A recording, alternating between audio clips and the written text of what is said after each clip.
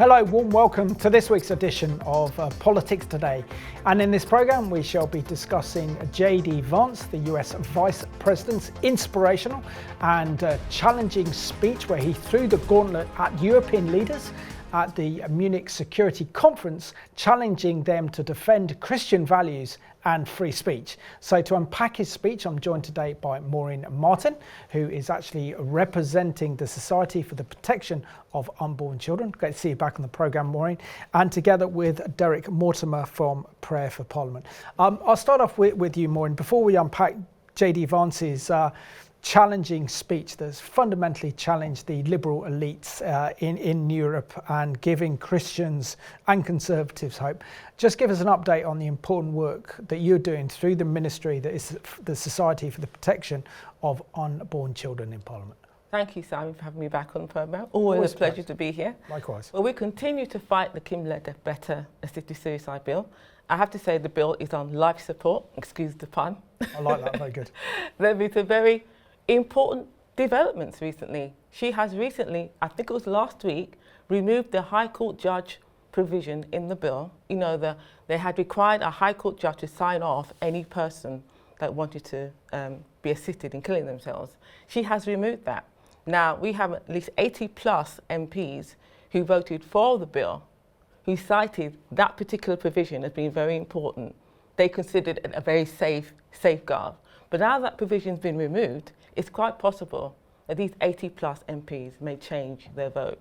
So it looks very positive on our side that we can definitely defeat this bill when it comes up for the third reading and the second vote, probably April, May. So I encourage all supporters listening, please go to our website, keep the pressure up on your MPs, lobby them. There is actual information on our website where you can get guidance how to visit your MP directly, and also keep the pressure up with emails.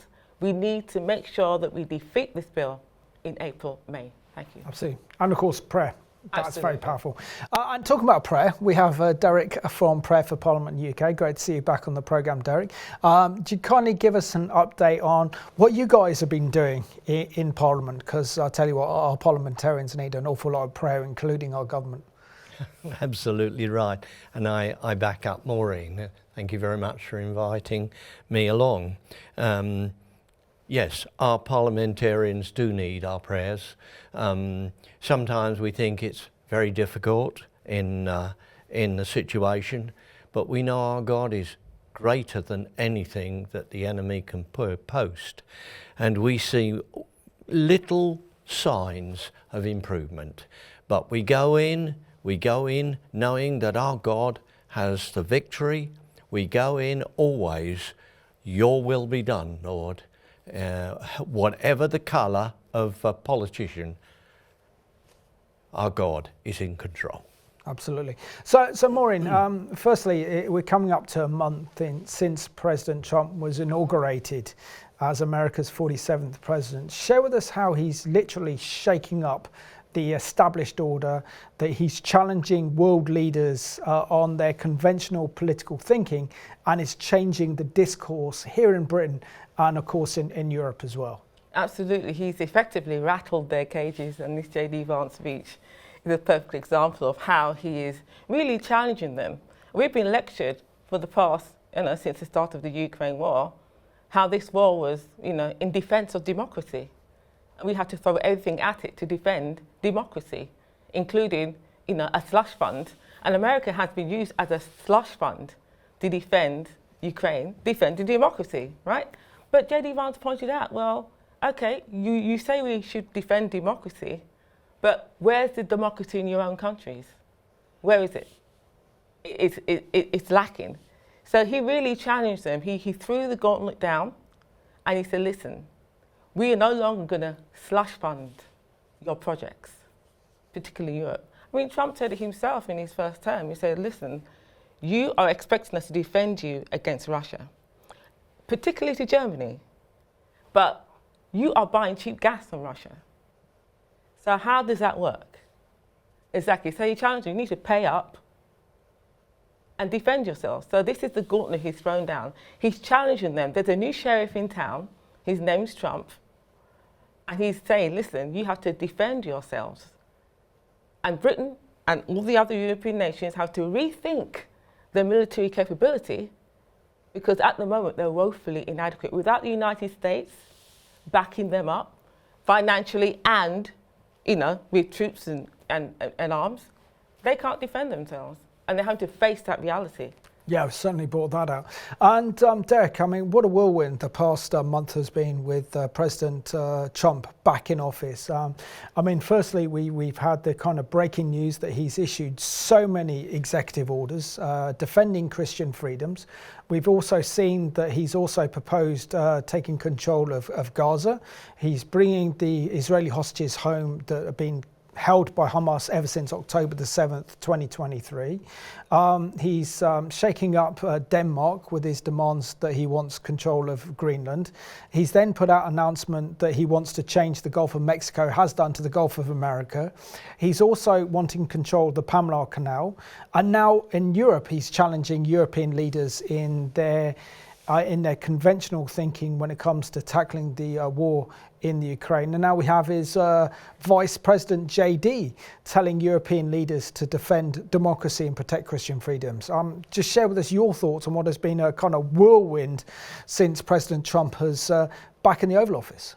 Well, it is amazing. I just like to say one thing that Maureen was mentioning about defence. I remember President Trump saying, we're not the world's policeman, and we can't be doing everything. And he's right. Europe needs to get their act together. But now, to come to the question you're saying, President Trump has done amazing things. He's overturned some of the issues that President Biden put in. He also has done a ream of executive orders which have got things going. He's really touched the world in a way that we haven't seen in generations. Absolutely. And long may it continue. It's given me a lot of content for Politics Today, so I'm quite happy. And Maureen, before I discuss your reaction to J D Vance's speech that has literally, as you rightly say, rattled the cage of the European political elites, let's have a look now at J D Vance speaking at the Munich Security Conference last weekend, where he challenged European political elites that they should be not afraid of their electorate and how they need to defend free speech and defend Christians and Christian values. Take a look. I look to Brussels, where EU commissars warn citizens that they intend to shut down social media during times of civil unrest the moment they spot what they've judged to be, quote, hateful content. Or to this very country, where police have carried out raids against citizens suspected of posting anti-feminist comments online as part of, quote, combating misogyny on the internet, a day of action. I look to Sweden, where 2 weeks ago the government convicted a Christian activist for participating in Quran burnings that resulted in his friend's murder. And as the judge in his case chillingly noted, Sweden's laws to supposedly protect free expression do not, in fact, grant, and I'm quoting, a free pass to do or say anything without risking offending the group that holds that belief.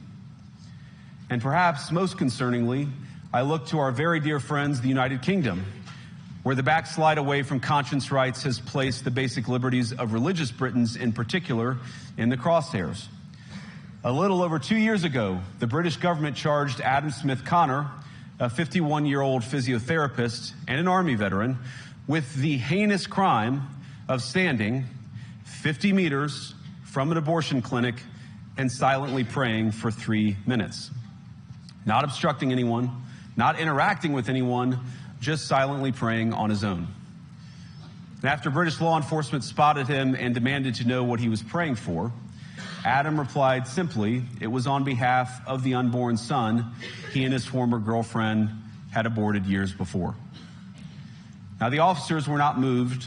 Adam was found guilty of breaking the government's new buffer zones law, which criminalizes silent prayer and other actions that could influence a person's decision within 200 meters of an abortion facility. He was sentenced to pay thousands of pounds in legal costs to the prosecution. Now, I wish I could say that this was a fluke, a one-off crazy example of a badly written law being enacted against a single person. But no, this last October, just a few months ago, the Scottish government began distributing letters to citizens whose houses lay within so-called safe access zones, warning them that even private prayer within their own homes may amount to breaking the law. Naturally, the government urged readers to report any fellow citizens suspected guilty of thought crime. In Britain and across Europe, free speech, I fear, is in retreat. And there we can see J D Vance ruffling the feathers of Europe's political elites in Europe. And what do you make of JD's stance? His speech has gone down as being controversial, has been attacked as being right-wing propaganda. But I think JD Vance is speaking on such important issues, especially when it comes to Britain and Europe, when it comes to freedom of speech, when it actually comes to the idea of defending Christian values. It's taken a US vice president to come to Europe to defend Christians. Share with us how refreshing this is after the past 4 years. Absolutely. I mean, his speech was excellent. It was a masterclass, really, in how to address the European elites. And he particularly called out some nations. I mean, what I liked about the speech, he was very specific about what he said. He wasn't using Israel terms or just alluding to. He called out Pacific nations, Germany, Sweden, the UK and Scotland. We were in that list, unfortunately. And he just called out the hypocrisy, which is great. And also, he addressed the elephant in the room, mass migration. It was the elephant in the room. And they just, the day before, had a terrorist attack in Munich. And he made the point that this did not just happen by itself. It was a result of the specific decisions made by those people in that room. It wasn't an accident. And he called them out on it, which is great. And he said, listen, we're supposed to have a positive shared vision. And see as though you don't really know what you're defending for. You know what we need to be defending against, i.e. our enemies, but what are we defending for? And he said, you don't seem to be clear about that issue. He said, people have a voice. European people have a voice, but leaders have a choice. And you must allow your people to speak and actually hear them, listen, and serve your people. That's the whole point of democratically elected governments, representative government. You're supposed to represent the people who elect you and not see them as the enemy. I think that's the point he really brought out clearly. These countries are beginning to treat their citizens as though they are the enemy. And that's becoming very clear. And he called them out on it. It's brilliant. That was excellent. And Derek, the US Vice President J D Vance has come under heavy criticism by European leaders, saying that his speech was patronising and divisive. And yet what he's fundamentally talking about is the issues that British and European electorate are concerned about. They are concerned about this mass uncontrolled migration that is changing the whole population and character, not only of this country, but also a continent of Europe. They are concerned that our free speech is being curtailed. They're concerned that Christian freedoms are being swallowed up in this progressive, ultra-liberal, woke agenda. And it seems that our current governments are pursuing this agenda and closing down or silencing anyone who has a different political perspective. Share with us your importance and how J D Vance has brought a fresh perspective and fresh debate on this important subject of Christian freedoms and freedom of speech. Yes, he has brought an incredible fresh air to the argument. But in Europe, and we are just as guilty here in this country, people cannot have free speech. There's certain sections in the population that seem to have perfect freedom, and yet the normal person in the street does not. And as Christians, we are being marginalised. And so what J D Vance has said is absolutely right. And if they say this is divisive, well, maybe they ought to look at their own selves to see what they're doing, because the population don't like, in all the various countries, don't like what the politicians are doing at all. No, absolutely. And yeah, Maureen, just share with us your thoughts on how the US Vice President actually called out Scotland and their shocking buffer zone legislation, bringing prosecution against Christians. We even recorded a programme last year on this, on the danger of the buffer zones in Scotland and how you could actually be arrested for actually praying inside your house under this unbelievably extreme legislation, with also a £10,000 fine as well, which is absolutely totalitarian in its nature. Absolutely. J D Vance brought out two things: the Scotland legislation and Adam Smith Connor, who was arrested in this country, in Bournemouth, for praying outside in the Portugal. Now in Scotland, they sent a letter. I have a copy of the letter right here. Very good. To residents. Okay, I'm going to read just a few excerpts. It says, in general, the offences apply in public places within the safe access zones. However, activities in a private place, such as a house, within the area between the protected premises and the boundary of a zone could be an offence if they can be seen or heard within the zone and are done intentionally or recklessly. And he also pointed out that the letter was encouraging neighbours to tell on each other, basically. And it says here, you can report a group or an individual that you think is breaking the law by contacting police Scotland at etc., etc. So we see here the actions of the Scottish government are very totalitarian and really reminiscent of the old Soviet regime.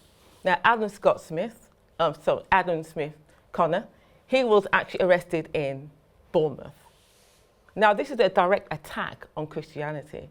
Really, what they're saying is, we are now kind of policing your thoughts. If you are praying silently, he wasn't engaging, as J D Vance pointed out, he was not engaging with anyone. He was standing there silently praying. We know this happened to other people like Isabel Vaughan-Spruce. She was also arrested several times for the same thing. But Adam was actually prosecuted and fined about £10,000 and ordered to pay the legal fees of those who prosecuted him, which was the Bournemouth Council. So this is an embarrassment to the UK government. And we were called out on an international stage by the Vice President of the United States. This is an embarrassment to our nation, a nation that was once lauded and envied for our civic society, our laws, our judicial system, brought out of the Judeo-Christian roots. We have slipped far from the ideals of our forefathers and those who founded this nation. So we've got a lot of work to do. No, absolutely. A lot of work. And JD was right to call out Scotland and also call out our government for treatment of Christians and Christian freedoms. And that's a sign of a vibrant democracy, isn't it, Derek? The fact is that if freedom of speech, diversification when it comes to different political opinions and beliefs and practice are in place, then that is a healthy sign that democracy is working and it's functioning well. But I think ever since really COVID-19, the global pandemic, we've seen this kind of narrowing political ideology where there's only one viewpoint that's accepted, and it's this ultra-liberal, left progressive viewpoint. If you don't advocate it, if you don't love it, if you don't support it, then you are silenced and then you are cancelled. Just share with us how J D Vance's speech is a fundamental attack on the liberal elites for the way that they have attacked, for example, Christians like us who are standing on biblical values and standing on the importance of freedom of speech, who are patriots, who love their country, who love their nation, who love their society and want the best for this country, not to drag it into the mire. Well, yes. It is very, very concerning. I'll come back to being in Parliament. We see a lot of this in Parliament, and the MPs, they go down a route that they They don't want to upset anybody. They go down the liberal thinking and the woke theology, and the common sense says it's mad, and it is madness. So all we can do as Christians is to pray this through, because it only comes from one source, and that's from the enemy. And we know the enemy's been defeated. Remember Christ on the cross? It is finished. And we go with that. Amen. Amen to that one. Maureen, I mean, what I'm also impressed, I mean, it must have been very difficult for J D Vance, knowing, for example, that he's speaking at the Munich Security Conference. All the kind of European leaders that are there, members of NATO, the military establishments of Europe are going to think, what is Trump's position on the Ukraine, and how is Trump going to bring security guarantees not only to Ukraine but to Europe? And then instead of speaking about the external threats that Europe faces, namely from Russia, from China, from the Islamic Republic of Iran, from North Korea, he addressed the whole concept of what defines you as a continent. What is it that makes your values worth fighting for? And the fact is that we're living in a time now where we don't even know what our nations stand for. We don't know what values are. We can't even define what British values are, because the only anchorage for those British values are Judean Christian heritage, which is our Christian foundations, which are rooted in the Bible, that has actually made Britain great. So share with us how this can really inspire other leaders, conservative and Christian leaders across Europe and in this country, to stand on a biblical platform, knowing they've got the backing of President Trump and his Vice President, J D Vance. And it's also known they have the backing of the people, which is the most important thing, because Trump had a mandate from his electorate, the popular vote, the electoral college, and all 7 swing states. I mean, that is unprecedented. So he had a mandate from the people. The people said, yes, we want you to do this. So he has the confidence that the majority of the people in the nation are backing him. Now, in our nations, European and the UK included, this is not as clear, because we don't have the collective sort of consciousness of the Judeo-Christian values we used to have. In America, it's still quite strong. But here, it's been watered down so much, and most people don't really know what we are standing on, or what we do, kind of what our foundations are as a nation. So therefore, the politicians, even though they may think they have a mandate, the mandate is not necessarily built on truth. I.e., you can see that represented in the things that the current Labour government are doing, which are hurting our nation and not necessarily serving the people well. So when a leader has a mandate, which Trump does have, it can really shows how effective they can be in actually having policies that represent the views of the people, particularly if they are Christian values, and how it affects not only the nation, but all other nations, particularly when the nation is as influential as the United States. For all intents and purposes, the President of the United States is really the leader of the world. Let's face it. He is the one that sets the course, not just for the domestic policy, but also international and foreign policy. And this is exactly what Trump is doing at the moment. He's setting the course for domestic policy, and most importantly for us, foreign policy. Now he has come in, and the whole Ukraine war, the whole thing has suddenly been de-escalated. Just overnight, it just seemed to de-escalate. Why? Because even before he was elected, he was talking peace. And that was a promise he made to his electorate. I'm going to end this war. So before he even came into office, before he was even elected, he was talking peace. And of course, promises made, promises kept. Yep. But peace through strength, and that's the exactly, peace through strength. So we hope that other leaders take the cue from Trump, and how he has got off the mandate of the people to restore what other administrations have sought to destroy, which is basically our Judeo Christian values. Absolutely. And Derek, as a representative of Prayer for Parliament, how should our viewers be praying for J D Vance, for President Trump, and praying that this speech would actually spark a fire in this country and across the continent of Europe, that once again Christians can be proud of their heritage and be able to speak up and not be afraid of the state? Well, I think at last somebody has got up in the stage of the world and said, this is what we're going to do. This is why we're going to do it, and this is how we're going to do it.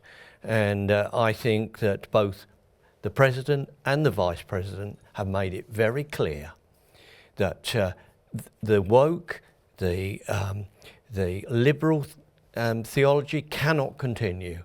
Our leaders in Europe don't know what they're doing. They're going round and round as headless chickens, and they need to allow the people to speak, as Maureen has been saying. But yes, we need to pray, and God puts leaders in charge.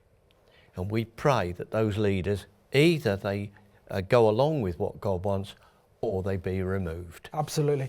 And a couple of minutes before the end of the programme, Maureen. So we now see that Kemi Badenoch, the leader of the Conservative Party, has followed J D Vance's stance with her own speech, saying it's time to get off our knees and start fighting for Western values, where she accuses the woke ideology and the left's useful idiots as the direct threat to Western civilization, and this needs to be protected at all cost.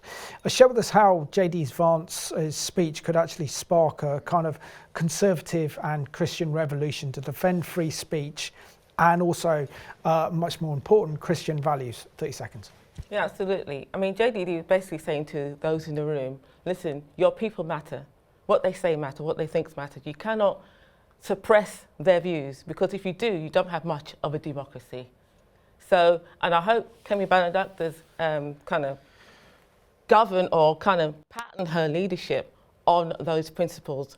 We need to give people the freedom to be the populace and to be who they are and speak freely without being oppressed. Absolutely. So Maureen and Derek, well done. Great job on Politics Today. Thank you so much. And I want to thank you for watching this programme home. How refreshing it is that we got a Vice President like J D Vance, who's prepared to go to Europe and tell European leaders what it is that they need to protect freedom of speech and protect Christian values, because this is democratic. So thank you for watching this week's edition of Politics Today.